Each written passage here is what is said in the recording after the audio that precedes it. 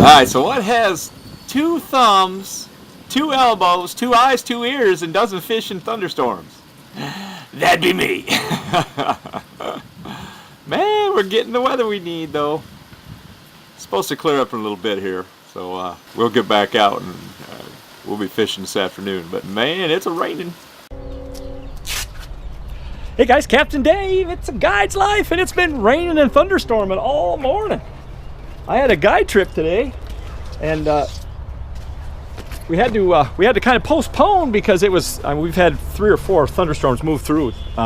We've had these little half-hour windows where it stops raining and the storms subside. But watching the radar constantly, it looks like we're gonna get some more rain, but the thunderstorms seem to have dissipated. And my general attitude is, we're not sugar. And so we're certainly not going to melt. But when there's a thunderstorm, guys, I've learned in South Florida, you don't fool around. You get off the water, you stay off the water. It's a very flat part of the world, and when you're out on the water, you're it. And so anyway, getting the boat stripped off, you can see the sun starting to pop a little bit. The reason this is such a priority too. Listen. I got a guy. His name is Stephen Lloyd, and he's with his 19-year-old son. And these 2 dudes have been on a fishing adventure, probably. And I totally understand the father-son dynamic. And they're on a fishing adventure. And this is the last day. They're flying out. They need to leave here by about 4 o'clock to safely get their rental car returned and get themselves back on themselves on their plane and what have you. So it's go time. Sorry about the camera work here, guys. So it literally is, this is a deal where he called me up. He said, Dave, we've been in constant contact since 5 o'clock this morning. And he said, Dave, listen, even if we just get out and catch a bass on Lake Okeechobee, that would satiate the dream. I'm sure I'd like to get a big one, and I would love to put them on a good one here. But so I said, even if we fish, I told him, look, man, if we even just have an hour to fish, I'm gonna get you out, and we're gonna do this. So anyway, that's where we're at. They're getting their licenses, and up at Walmart, they're gonna meet me back at the marina here in about 20 minutes. So I'm gonna bring you hello. It's Captain Dave Schneider. It's a guy's life, and it's raining. Oh, by the way, we need the rain, so that's a good thing. Hi, man. Hey. Well, we're loaded up, ready to go. It only took me about 20 minutes to get everything uncovered and everything in the boat and everything, so I feel pretty good about that. You can see the sun's shining up over my head right now. That's good, that's good. I had to jettison my rain gear because right now it's just too hot for it. It's real muggy. It feels like it's about mid-80s, but it's really, really a lot of moisture in the air. Anyway, but here, going around to pick up Steve and his son, and we're going to get out here. We're going to start off with some rattle traps in the rim ditch.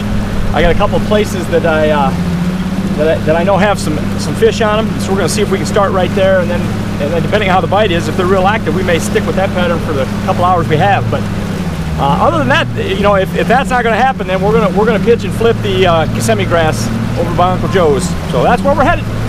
And let's see if we can get these boys into some Okeechobee largemouth bass in South Florida. I guess that all goes without saying. All right, hey, Captain Dave, we'll be right back. That was stupid. All right, guys, here we are. I got my boys here. This is Steve Lloyd, yes, and his son Gabe. Say hey, guys. Hey, guys. Oh, nicely done. Hey, Pappy just saved the boy there because the boy missed it, but Dad was loud enough to where it worked good. Well done, man. Good job. Hey, we're gonna make a run here. We get the fish, and we'll show you some nice Okeechobee largemouth here in a few minutes. All right, we'll be back. What do we got here, brother? All right. There's it. Now this, hey, this is going to be your first Okeechobee bass. Am I right? My first Okeechobee bass. Oh yeah, be real careful now. Oh, there you go. Grab the bait. That's perfect. Now he's not much to scream about, but all right, we're on the board. We're on the board. The skunk is out of the boat. The skunk's out of the boat. All right, we're just working along a rock pile here. To be very honest with you, I just stopped right here. I knew we had a couple of fingers in the rocks, so I thought we'll throw rattle traps on these rocks because that's the pattern we're going to fish further up. But we were waiting for the weather to clear because you could see rain just torrentially pouring out there in front of us, and so we managed to avoid the rain and caught a fish. All right, we'll be back. Versus that's perfect. Yeah, right there. That's perfect. And I will tell you too, once you get out 6 feet from the grass, get it in here and take another pitch.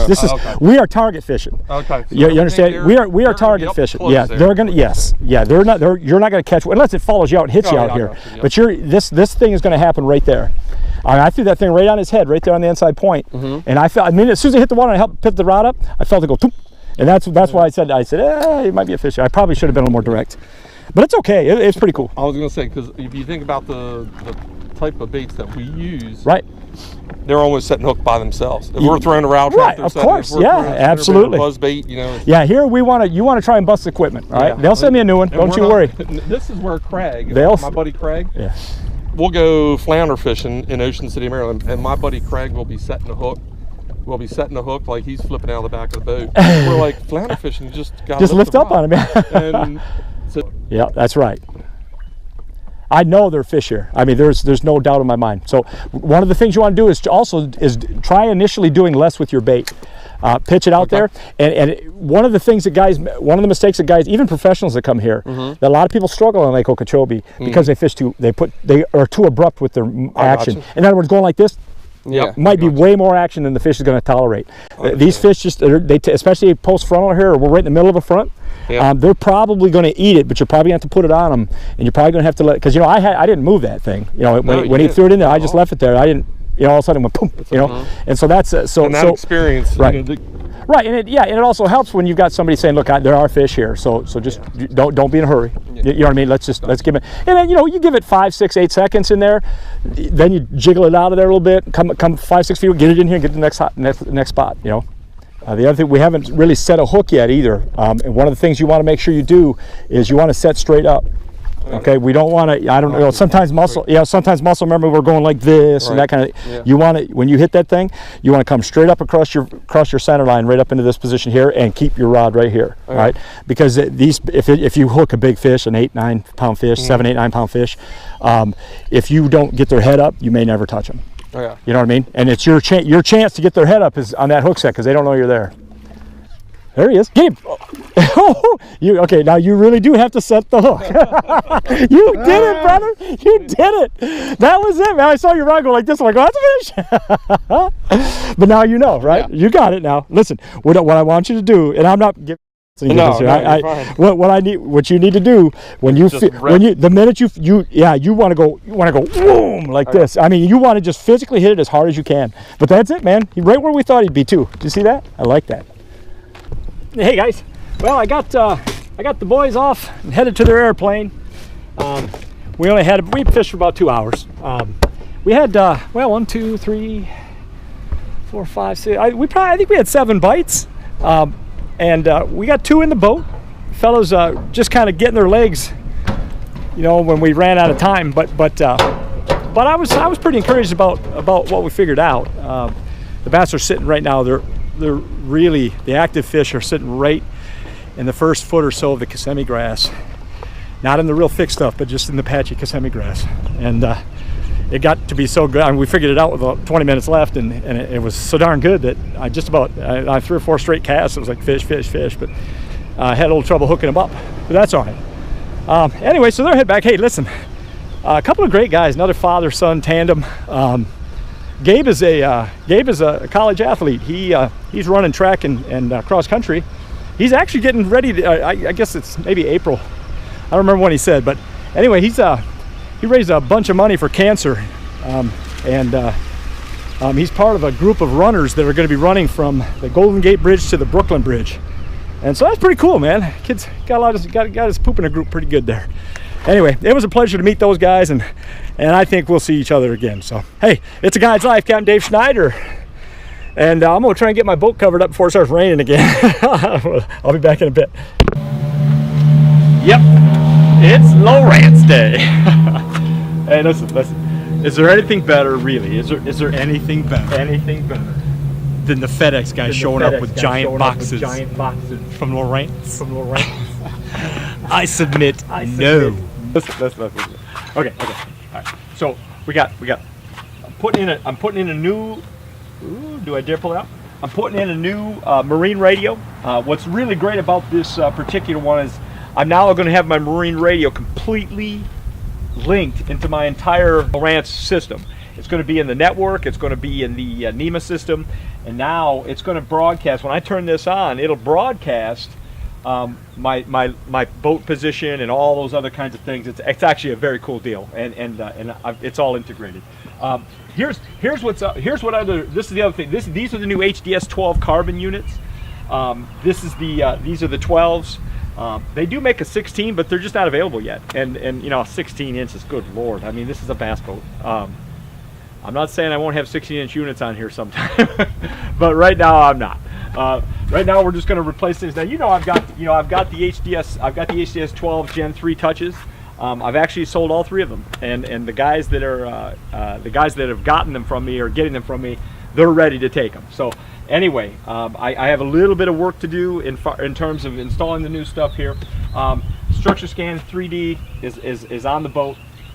This is a kind of a neat deal. This is called a Precision 9 compass, and the Precision 9 compass is this is a new thing that I'm putting in the boat, and this is actually going to, on some levels, I'm still going to be using my 0.1 antennas, but now I'm going to be getting my heading and my bearing from this compass system. It plugs right into the NEMA system, and it's very, very exciting. What's nice about it is this is integrated into the HDS carbon units, and so they're ready to handle this compass. And what this is going to do, bugs flying around. What this is going to do is this is actually going to allow me even more accurate information in terms of where I'm at and what direction I'm headed, which way the boat is drifting, and what have you. Really, really cool stuff. Some might almost call this a little bit of overkill on a bass boat, but this is one that I don't call overkill. This is sweet stuff. And so really excited to kind of introduce you to what this is. So this is cool stuff. This is very cool stuff. So the Precision 9 compass is here, and of course the new Structure Scan, or not Structure Scan, but the new HDS 12. And you know what? I'm going to crack a box open here, just so you can take a look real quick. This isn't an official unboxing or anything like that, but I want you to see here. These units are I'm actually getting these units. I got all 3 units with the new total scan transducers. You can see physically.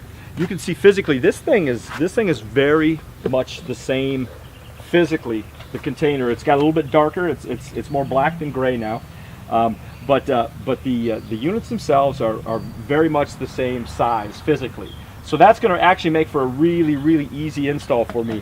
I'm going to be just pulling the head units off of here and using everything that's basically already installed in the boat. So that's really cool. So there's really not much to get overly excited about here in terms of the new physical looks. But what's inside these units? What's inside these units are spectacular. The new units are much faster, processors and whatnot, and that's something that's got me really excited. But the other thing too is that they have the total scan transducer, and I want you to see that real quick. I haven't got my back to you here, but I want you to see the total scan. It's a big transducer, and of course it comes with all the mounting brackets and whatnot here. I'm going to be putting the total scan. I'm going to be putting this total scan transducer on my trolling motor, and what it's going to do is it's going to take my electronics that are in the front of the boat. It's going to bring them into the high definition structure scan. To this point, I've only had high definition structure in 3D on my helm unit, but now I'm going to have it. Now I'm going to have it in the entire boat, and this is going to do that. These things are awesome. Wait till you see the new brackets. I showed you the bracket the other day. Why I got it from Transducer Shield and Saver. I showed you the bracket. It's really cool, and I've actually got a couple other ones in the house because I've got several buddies who are putting this kind of thing on the front of their trolling motors as well. Going to go, and I'll show you some more once I get it all mounted. You'll get to see how this whole thing's going to work. But anyway, man, it is so fun to get new toys. So anyway, I'm gonna get them put on, we'll get them out in the water, and I'm going to start electronics tutorials with this equipment. The nice thing about it is it's all pretty well, a lot of the features are back, so if you've got any HDS unit, the things that I'm going to be explaining to you, the things that I'm going to show you are worth it. They're I mean, they're going to function here, but they're going to function in your units as well. So it's pretty exciting. Captain Dave Schneider, it's a guide's life. It is so cool. I will see you later. Yeah. Tomorrow. Yeah. See you guys.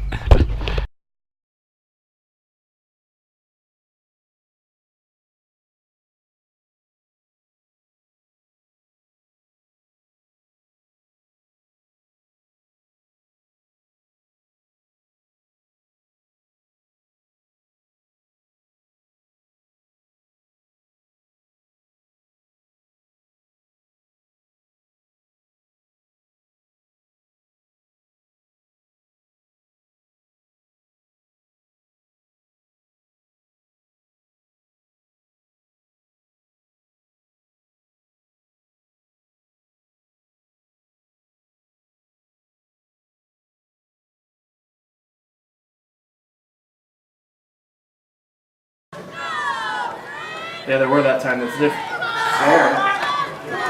He's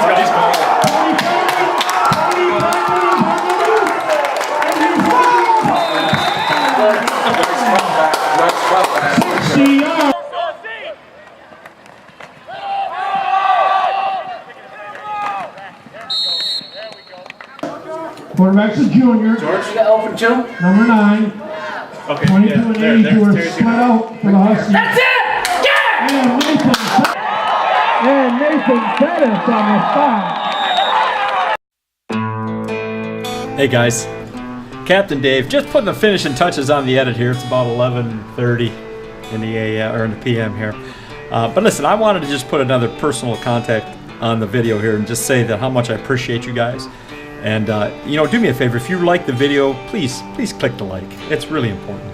And if you're new to the channel, go ahead and subscribe to it for me. And you'll get more and more of this kind of thing, especially if you. And also, if you've got friends, and I know some of you must have some friends, please tell your friends. All right? Listen, I hope you guys enjoyed the video. I feel pretty good about it. I feel like it was really well done. So enjoy. See you guys tomorrow. Thanks.